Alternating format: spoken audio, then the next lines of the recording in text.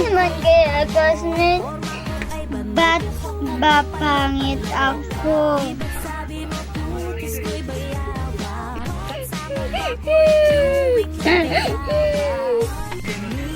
Neng, tulungan niyo po ako.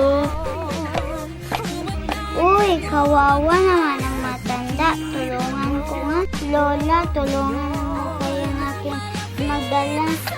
Maraming salamat po. Ako na po nito magdala. Tara na po. Lola, ito na po ang gamit ni Lola. Maraming salamat inyo. Ito lang magbibigay ko sa iyo. Lola, hindi na po Lola. Meron na po ako sa bahay. Tanggapin mo na yan para magiging maganda ka.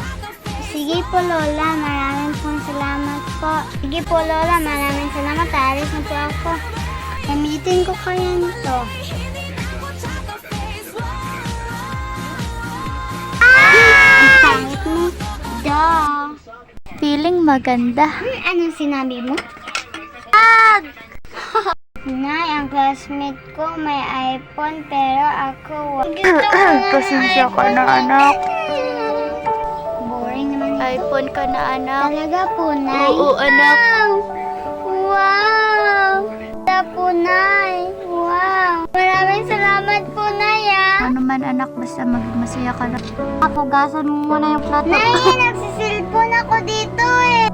Hindi, ang ganda mo na ngayon. Oh, Pulubi, ang baho-baho mo. Maalis ka nga dyan. Sisihan mo yon ang ginawa mong sama dahil may kapalit ang iyong kagandahan. Diyan ka nga dyan. Ito na po ako.